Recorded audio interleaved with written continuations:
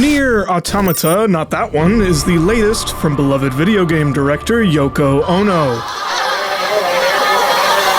The original Nier is a game that everyone pretends they've played, and Nier Automata is a game that everyone pretends they understand. Nier is far from normal, so allow me to introduce you. Nier is about modernity and ethnic conflict. Hey people, Seth here. To understand the world of Nier, at least 3 hour-long lore videos are required. I will not cover the entire timeline because it inflames my schizophrenia. Instead, here are my cliff notes. In the early 2000s, an incurable disease began spreading from Asia. Faced with total extermination, humanity's greatest minds went all Jurassic Park on the disease and figured out how to separate people's souls from their bodies. The plan being to make spare bodies, and once the cure was available, return people's souls to their wandering meatbags. This idea was doomed to success. Nier Automata takes place 8,200 years after this. The souls of humanity are busy napping on the moon, and you play as one of our dynamic duo, Twink and Thug Shaker. Oh, you got an ass on you, alright. You could do the rump shaker, huh? The thug shaker. Give me the thug shaker, dude. Shake your ass. They and their friends are androids, built by and in the image of humans. Their one purpose is to protect the Club Human server at all costs, not only from the incurable disease, but also from the warmongering creations known as machines. The machines were created by extraterrestrials. The ETs invaded Earth to establish the new Holy Roman Empire. However, they only managed to lock everyone into thousands of years of vicious ethnic conflict. Are you confused yet? Good. Explaining a story where Pascal and Ingalls get in a literal fistfight was never going to be simple.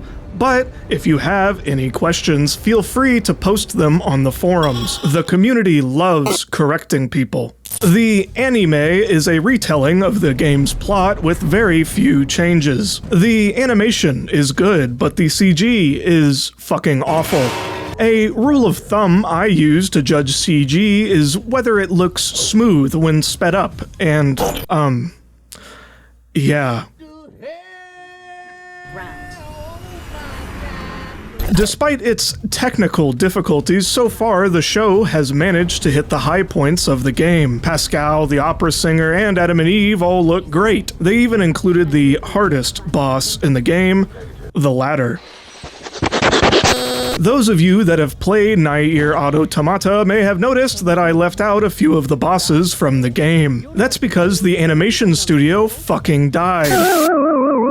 After Episode 3, an incurable disease from Asia infected the studio and delayed the release of new episodes, which is very strange because Japan's daily new cases peaked back in early January. So why are Japanese animators dropping like flies? To put it simply, they're not. Winter is the redheaded stepchild of the anime industry. New Year's is a big deal in Japan, so usually rather than paying 4 or 5 times their regular rates, studios outsource to China. This is very profitable, except for one glaring Achilles heel. China is no longer in lockdown. And Chinese New Year, a 7-day-long, 2 billion-person block party began on January 22nd, which makes the timings of these delays very interesting. However, do not fear. The People's Republic assures all of us there are only 7,000 serious cases, which means all 7,000 of these serious cases are, in fact, animators. The incurable Asia disease is being handled so well that China hasn't had a single new case since early January. After all, there is no war in Ba Sing Se. As fond as I am of despotic communist dictatorships, we need to look at incompetent capitalist corporations because the nagging question behind Nier Automata is why? Why? Why are we releasing an animated version of a game that came out 6 years ago? Why do we do anything? Why do my balls have a seam? All of these questions have the same answer. for profit. The best and brightest at Squeenix, having failed to find a follow-up to the only game in the series that had any mainstream success, were getting desperate. Between the unremarkable performance of Replicant and Yoko having moved on to whatever the fuck this is, Squeenix finally came to realize the public is losing interest. That is why Nier Automata follows the story of Nier Automata so closely. That is why its production was outsourced to A1. That is why the CG looks so shitty, and that is why a 24-episode anime has 8 episodes 14 weeks into release with no sign of when the new episodes will resume. It's also why, 5 weeks after the original shutdown, the studio once again died. Are you fucking serious? The real crime with this bungling isn't that it's a lazy way of nostalgia baiting a fan base back into a world. I mean, don't get me wrong, it is that, but it's the fact that the parts of the show that we do have are actually really good. So far, it's a great introduction into the world of Nier, and has managed to show the world without devolving into 40 minutes of world building. But like a one-hit wonder going back on tour, the show's not really doing anything new. They're playing all the hits and hoping you forget why they disappeared.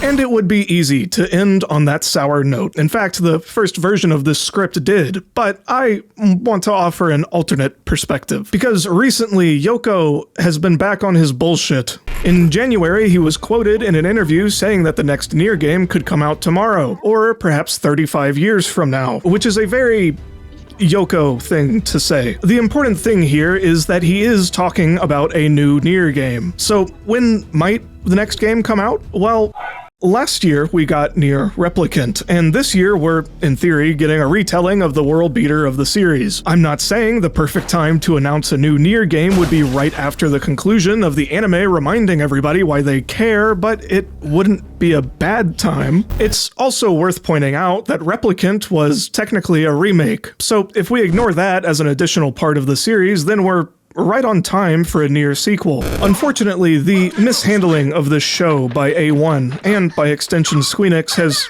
really shot the dog on this one. Hopefully, by the time the final episode comes out, presumably sometime before 2025, we'll see the announcement of a new game. And if that's the case, I think this bungling will be lost to the sands of history and the hype for a new installment. A future is not given to you. It is something you must take for yourself.